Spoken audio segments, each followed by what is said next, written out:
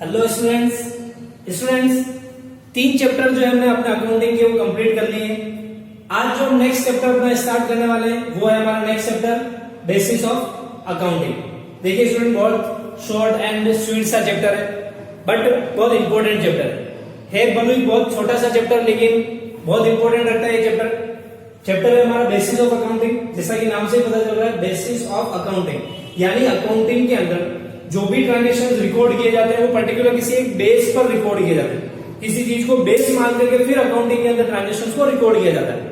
हम ये भी जानते हैं कि कोई भी बिजनेसमैन जो है वो बिजनेसमैन जितने भी फाइनेंशियल ट्रांजेक्शन है या बिजनेस रिलेटेड ट्रांजेक्शन है उनको अकाउंटिंग बुक्स के अंदर क्यों रिकॉर्ड करता है। कोई भी बिजनेसमैन सारे फाइनेंशियल ट्रांजेक्शन को या बिजनेस ट्रांजेक्शन को अपनी अकाउंटिंग बुक्स के अंदर क्यों रिकॉर्ड करता है। मेन पर्पस क्या होता है उसका? मेन पर्पस होता है calculation of profit and loss. क्या होता है main purpose? Calculation of profit and loss. Her businessman ये चाहता है एक पर्टिकुलर टाइम पीरियड के बाद में, विच इज 1 ईयर जनरली, उस पर्टिकुलर टाइम पीरियड के बाद में उसकी फर्म को या उसकी कंपनी को कितना प्रॉफिट हुआ है, कितना लॉस हुआ है, ये वो कैलकुलेट कर पाए। तो इसकी कैलकुलेशन के लिए वो वेरियस फाइनेंशियल स्टेटमेंट जो है वो प्रिपेयर करता है, like trading account, profit and loss account, balance sheet. तो इस तरह की जो स्टेटमेंट्स है वो सारी स्टेटमेंट्स वो प्रिपेयर करता है।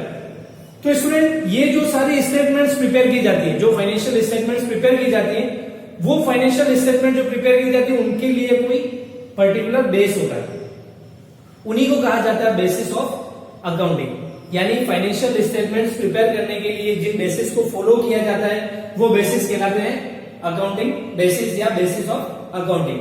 तो student, there are 2 accounting basis या basis of accounting. First one is cash basis and second one is accrual basis. First one is cash basis and second one is accrual basis. वैसे accrual के बारे में आप पहले पढ़ चुके हैं, अकाउंटिंग कंसेप्ट पढ़े हैं सभी ने। तो अकाउंटिंग कंसेप्ट के अंदर हमने देखा था एक्रूअल कंसेप्ट ऑफ अकाउंटिंग, ध्यान आ रहा है सबको? चलिए फिर से डिस्कस कर लेते हैं इनको। तो स्टूडेंट, फाइनेंशियल अकाउंट्स प्रिपेयर करने के 2 बेसिस हैं।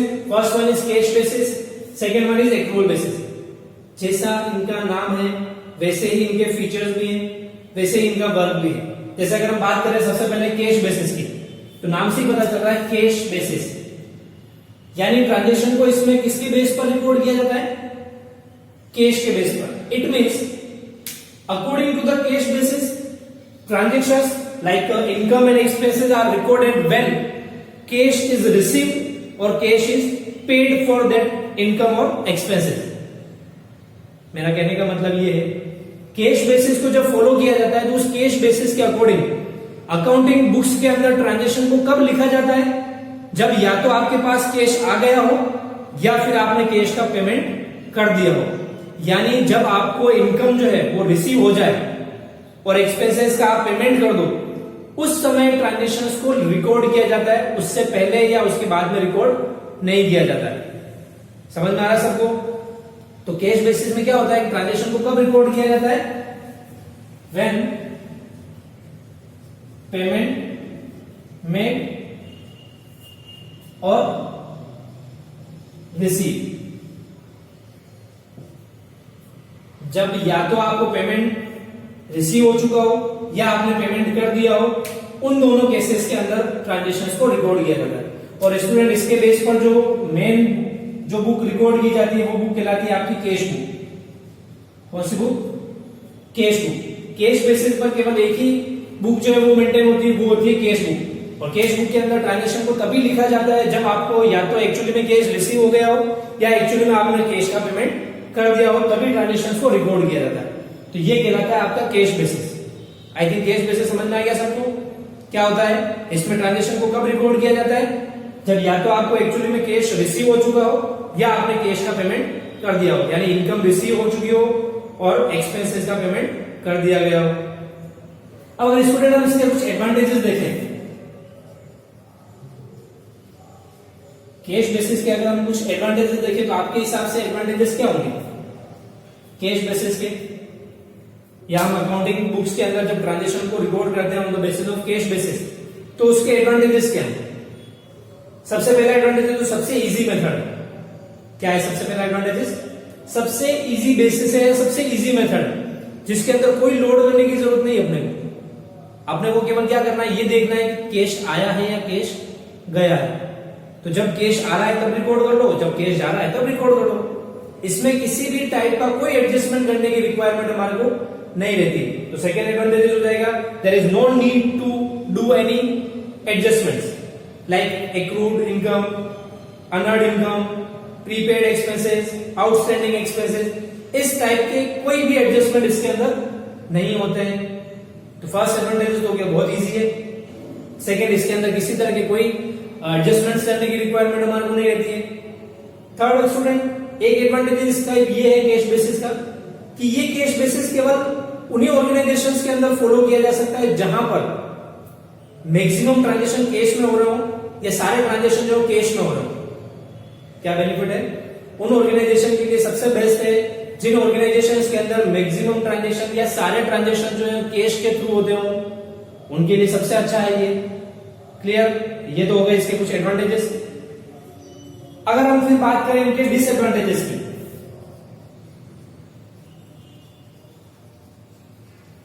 तो डिसएडवांटेजेस क्या होंगे आपके हिसाब से? कैश बेसिस के डिसएडवांटेजेस क्या होंगे? फर्स्ट डिसएडवांटेजेस तो इसका ये, जैसा अभी मैंने बोला कि केवल उन्हीं ऑर्गेनाइजेशंस के अंदर फॉलो किया जा सकता है जहां पर सारे ट्रांजैक्शन कैश में हो रहे हो।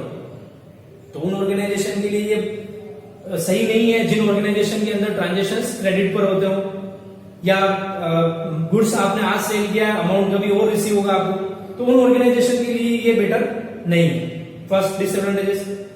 सेकेंड, ये जो बेसिस है वो मैचिंग कंसेप्ट को फॉलो नहीं करता है। अकाउंटिंग के जो हमने कंसेप्ट पढ़े हैं उसके अंदर हमने पढ़ा था मैचिंग कंसेप्ट। पढ़ा था मैचिंग कंसेप्ट। क्या कहता है मैचिंग कंसेप्ट? कि एक्सपेंसेस और इनकम को मैच करता है। पर्टिकुलर किसी इनकम को अर्न करने में जितने भी एक्सपेंसेस हुए हैं उन एक्सपेंसेस को उसी पर्टिकुलर टाइम पीरियड में लिखा जाता है जिस पर्टिकुलर टाइम पीरियड के अंदर इनकम अर्न हुई है। लेकिन कैश बेसिस के अंदर इस तरह का कोई मैचिंग कंसेप्ट जो उसको फॉलो नहीं किया जाता है। इसमें तो ट्रांजैक्शन को तब लिखा जाता है जब कैश आता है या जाता है।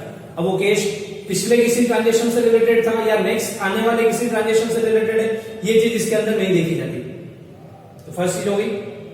सेकेंड, इसका डिसएडवांटेज ये है कि इसके अकॉर्डिंग अगर हमने अकाउंट्स प्रिपेयर किए हैं तो हम फर्म का एग्जैक्ट प्रॉफिट एंड लॉस जो है उसको हम कैलकुलेट नहीं कर पाएंगे।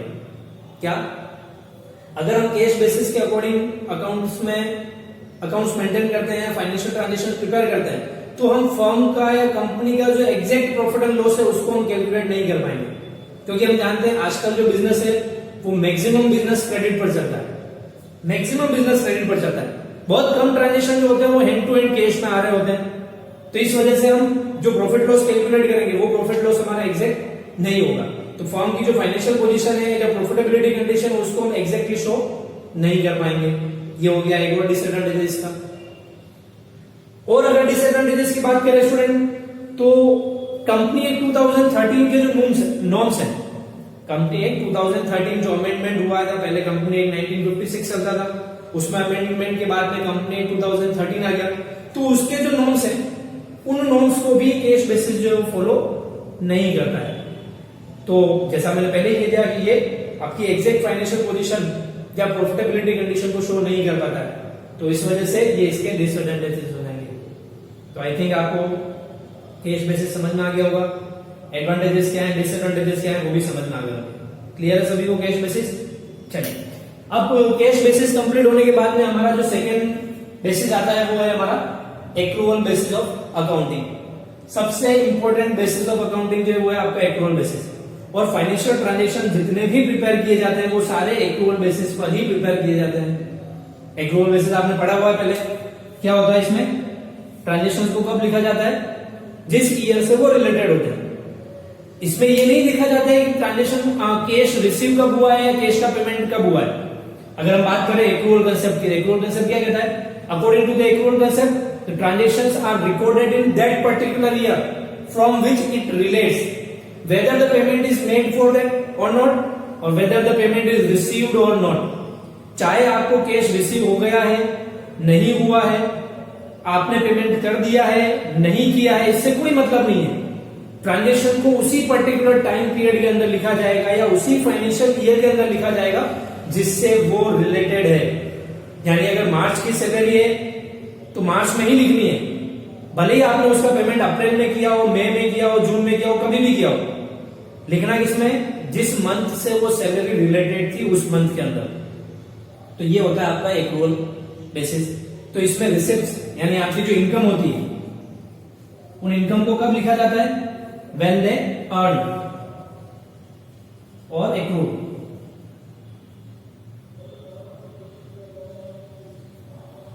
Income are recorded when they earn or accrued and expenses when incurred or due. Expenses are reported when they incurred or due. यानी इनकम को तब लिख लिया जाएगा जब वो अर्न हो जाती है। यानी जैसे मैंने एग्जांपल पहले भी लिया था, जैसे सपोज कीजिए आपने आज की डेट में, आज की डेट है जैसे आपकी 29 जुलाई, 29 जुलाई को आपने कोई गुड सेल किया है, इसका पेमेंट जो है वो आपको रिसीव हो रहा है 7 अगस्त को। तो आप ट्रांजेक्शन को कब रिकॉर्ड करेंगे, 29 जुलाई को। इससे कोई मतलब नहीं है उसका पेमेंट आपको कब रिसीव हुआ है। तो transaction will be recorded on 29 July when the sales is made. Clear. उसी तरह से एक्सपेंसेस की अगर बात करें तो एक्सपेंसेस कब रिकॉर्ड किए जाएंगे, व्हेन दे इनकर्ड और ड्यू। जब एक्सपेंसेस ड्यू हो जाते हैं, जब इनकर्ड हो जाते हैं, यानी आपकी लाइबिलिटी फिक्स हो जाती है कि आपको पेमेंट करना है किसी पार्टी को, तब उन ट्रांजेक्शंस को रिकॉर्ड कर लिया जाएगा। तो एक्रूअल बेसिस जो है आपका वो जस्ट रिवर्स है कैश बेसिस का। कैश के अंदर ट्रांजेक्शन तब लिखे जाते हैं जब पैसा आता है जाता है, और एक्रूअल के अंदर इससे कोई लेना नहीं है कि कैश रिसीव हुआ है या नहीं हुआ है, पे कर दिया है या नहीं किया है। ट्रांजेक्शन को तब लिखा जाता है जब transaction when take place, when transactions take place, when income is earned और accrued and the expenses incurred or due. Clear?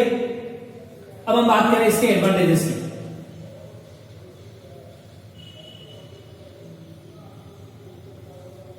तो एडवांटेजेस क्या होंगे, एक्रूअल बेसिस के एडवांटेजेस क्या होंगे।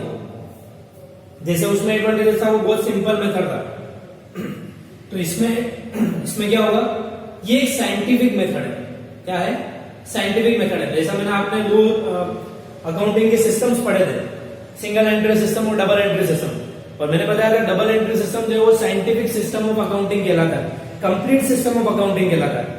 क्यों, क्योंकि उसके अंदर अकाउंटिंग के जितने भी कंसेप्ट्स हैं, जो कन्वेंशंस हैं, जो प्रिंसिपल्स हैं, जो स्टैंडर्ड्स हैं, उनको फॉलो किया जाता है। Same as it is accrual basis भी आपके सिस्टमेटिक मेथड जो है, सिस्टमेटिक बेसिस जो है वो कहा जा सकता है या साइंटिफिक बेसिस कहा जाता है, क्योंकि इसके अंदर भी उन सारे नॉर्म्स, उन सारे कंसेप्ट्स, प्रिंसिपल्स को फॉलो किया जाता है जो अकाउंटिंग को डबल एंट्री सिस्टम के अकॉर्डिंग मेंटेन करने में यूज किए जाते हैं। तो इसलिए इसको सिस्टमेटिक मेथड कहा जा सकता है। सेकेंड, ये सारी ऑर्गेनाइजेशन में फिट बैठता है, जहां पर कैश में भी ट्रांजेक्शन हो रहे हैं, क्रेडिट पर ट्रांजेक्शन भी हो रहे हैं, उनमें भी सेट हो जाता है, और दूसरे जो अकाउंट्स हैं उनके अंदर भी ये सेट हो जाती है। फिर अगर हम बात करें इसके डिस्काउंट्स, एक एडवांटेज और भी है इसका, कि ये जो कंपनी एक्ट 2013 के जो नॉर्म्स है, कंपनी एक्ट 2013 के जो नॉर्म्स है, उन नॉर्म्स को भी परफेक्टली फॉलो करता है। एक एडवांटेज ये हो गया। फिर जैसा हमने पढ़ा मैचिंग कंसेप्ट ऑफ अकाउंटिंग, तो एक्रूअल कंसेप्ट जो है आपका वो मैचिंग कंसेप्ट ऑफ अकाउंटिंग को परफेक्टली फॉलो करता है। इसीलिए एक्रूअल बेसिस पर जो भी प्रॉफिट एंड लॉस की कैलकुलेशन की जाती है वो एग्जैक्ट होती है। यानी एक्रूअल बेसिस पर अगर अकाउंट्स मेंटेन किए जा रहे हैं, फाइनेंशियल अकाउंट्स प्रिपेयर किए जा रहे हैं, तो उससे जो भी प्रॉफिट एंड लॉस कैलकुलेट होगा, वो जो भी फर्म्स की फाइनेंशियल पोजीशन को शो करेगा, वो एकदम करेक्ट होगी, एग्जैक्ट होगी, जो कि कैश बेसिस में पॉसिबल नहीं है। तो कैश बेसिस के जितने भी डिसएडवांटेजेस थे वो सारे इसके क्या हो जाएंगे, एडवांटेजेस हो जाएंगे। अब अगर हम इसके डिसएडवांटेजेस की बात करें, वैसे तो बहुत कम डिसएडवांटेजेस है, फिर भी कुछ डिसएडवांटेजेस हैं। तो डिसएडवांटेजेस क्या क्या होंगे। फर्स्ट तो डिसएडवांटेजेस जो होगा, ये थोड़ा टिपिकल मेथड है या कॉम्प्लिकेटेड है, क्योंकि इसके अंदर सारे एडजस्टमेंट्स आपको करने पड़ेंगे, like outstanding expenses, prepaid expenses, accrued income, unearned income, ये सारे एडजस्टमेंट्स आपको करने होंगे। तो हर कोई पर्सन जो है इस सब का एडजस्टमेंट जो है वो नहीं कर सकता। कैश बेसिस के अंदर अकाउंट्स मेंटेन करना इजी है, एक नॉर्मल नॉलेज वाला पर्सन भी कैश बेसिस पर अकाउंट्स मेंटेन कर सकता है। लेकिन अगर किसी पर्सन को परफेक्ट अकाउंटिंग का नॉलेज नहीं है तो वो पर्सन एक्रूअल बेसिस के अकॉर्डिंग फाइनल अकाउंट जो है प्रिपेयर नहीं कर सकता या फाइनेंशियल स्टेटमेंट जो है प्रिपेयर नहीं कर सकता। तो इसके लिए एक स्पेसिफाइड नॉलेज की रिक्वायरमेंट जो है वो भी रहती है। तो ये हो गया इसका डिसएडवांटेजेस। ठीक है स्टूडेंट, तो आई थिंक आपको cash basis of accounting and accrual basis of accounting जो है दोनों समझ में आ गए होंगे। कैश बेसिस पर केवल एक कैश बुक मेंटेन की जाती है, एक्रूअल बेसिस पर रिमेनिंग जितने भी अकाउंट्स है वो सारे अकाउंट्स आपके एक्रूअल बेसिस पर ही मेंटेन किए जाते हैं। इससे जो प्रॉफिट लॉस कैलकुलेट किया जाता है वो एग्जैक्ट होता है, इससे नहीं होता है। इसीलिए एक्रूअल बेसिस पर ही सारी अकाउंटिंग बुक्स के अंदर ट्रांजेक्शंस को रिकॉर्ड किया जाता है और फाइनेंशियल स्टेटमेंट जो है वो प्रिपेयर की जाती है। फिर ये साइंटिफिक मेथड भी है, सिस्टमैटिक मेथड भी है, जबकि ये नहीं है। ये केवल उन्हीं ऑर्गेनाइजेशन में फॉलो होता है जिनमें सारे ट्रांजेक्शन कैश में होते हैं। ये दोनों के लिए परफेक्ट है, कैश वाले के लिए भी और एक्रूअल जहां पर आउटस्टैंडिंग होती है, एक्रूअल होती है, उनके लिए भी। इसमें सारे एडजस्टमेंट होते हैं, इसमें किसी तरह का कोई एडजस्टमेंट नहीं होता है। तो मैंने आपको इन दोनों के डिफरेंस पॉइंट भी बता दिए, मीनिंग भी बता दिया और एडवांटेजेस डिसएडवांटेजेस भी हमने डिस्कस कर लिए। तो स्टूडेंट 4th चैप्टर के अंदर केवल ये 2 टॉपिक ही हैं आपके। बेसिस ऑफ अकाउंटिंग है आपका 4th चैप्टर, केवल यही 2 टॉपिक है। एडवांटेजेस डिसएडवांटेजेस हैं, बस इतना सा टॉपिक है, बट है इंपॉर्टेंट क्योंकि आपकी सारी अकाउंटिंग किस पर मेथड बेसिस पर फॉलो होती है, एक्रूअल बेसिस पर। क्लियर सभी को? चलिए नोट कर लीजिए इसको, ये अपना चैप्टर ओवर।